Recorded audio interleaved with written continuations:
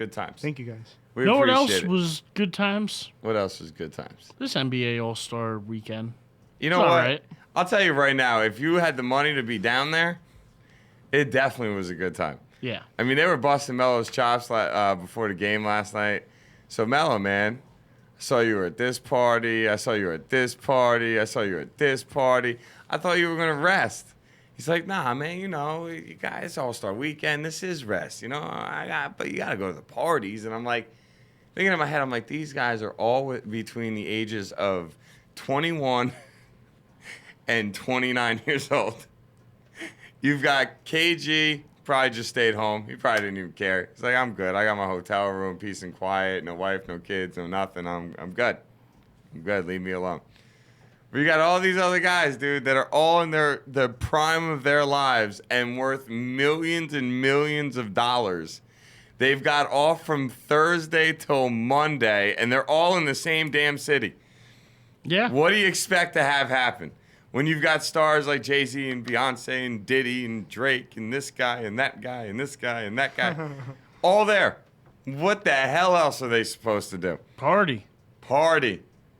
I'm with you on Fife. Melo still dropped, 29 last night at 12 boards? He was or one 26, was it? He was one of the few players in the game that actually pulled a double-double. Him, Chris Paul.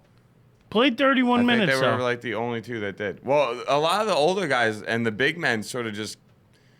I don't know why big men are part of the NBA All-Star game. I don't. It just, they, you know, unless they're athletic nut jobs like Kenneth Faried or But you Josh say that, Smith but 10, 12, 15, 20 years ago, the league was practically all big men. Yeah, and they were the focal point of the game. I know you had Ewing versus Akeem. You get to see Shaq run up and down. By the way, Kobe and Tim Duncan, 13 times they've been at the All-Star game together. The most of any two players ever. Nobody else has crossed over 13 or played together on an All-Star team 13 times. Yeah, I do like how Fife mentions Dwight Howard during the three ball. I don't know about you guys, but perhaps the best Dwight Howard's looked all season was yesterday.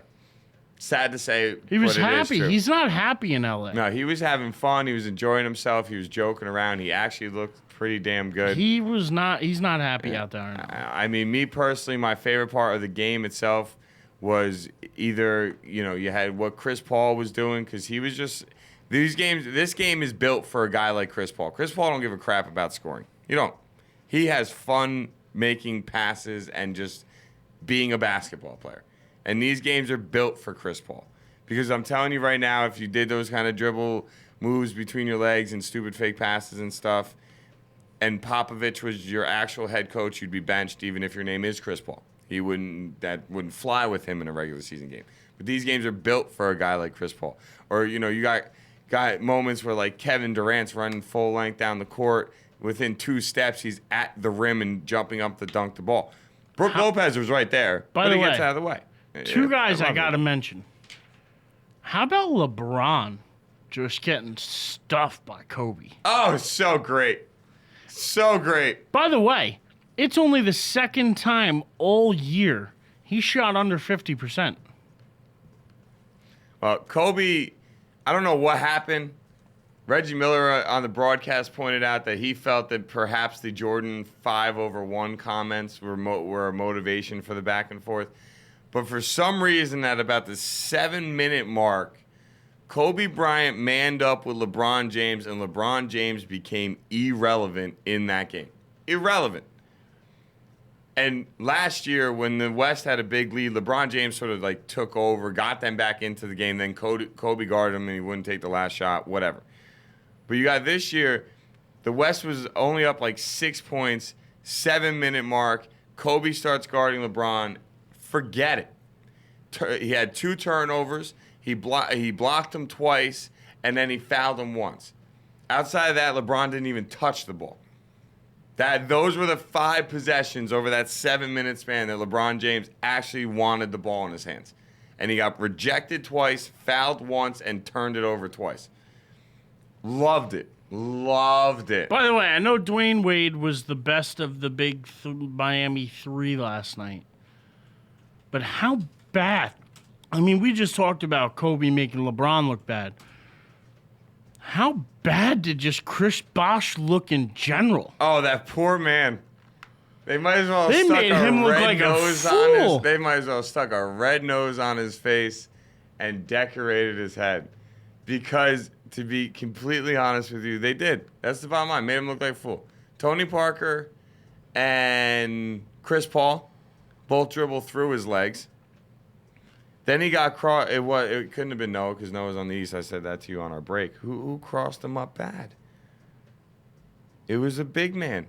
It crossed him up bad. I'm trying to think. It wasn't Tim Duncan. I can't remember off the top of my head. Somebody crossed him up bad. Shouldn't have happened. He got dominated. Oh, and then don't forget the fact that he shot a couple air balls. And it just wasn't Chris Bosh's night. They had to take him off the court. You heard Reggie Miller screaming for it. Get Bosh off the court. You can't do this to the guy. I mean, it was... I'm gonna give you the guy's name. The big man that crossed him over. All right, I want to read what Pixel... Was it Griffin? No, it wasn't Blake Griffin because it definitely would have been a dunk if it was Blake Griffin. Who, by the way, these guys gave David Lee? David Lee, maybe. Zach Randolph, LaMarcus Aldridge, Tim Duncan, and Dwight Howard. Those are the only big men there. Maybe it was Timmy. Maybe Timmy crossed them up. He only had 2 points. He was 1 of 4 shooting, Duncan. Only played 8 minutes. Yeah, he's old. Garnett only played 6, yes. So, I mean, I understand why. Well, Garnett even said in the interview, which, by the way, props to Kevin Garnett for busting what's-his-name's chops for wearing that disgustingly ugly jacket during the game. Sorry, I don't even know his name. Craig Sagert. You know, he always wears the really bright outfits and crazy suits and stuff. Yeah, KG ripped into him for it.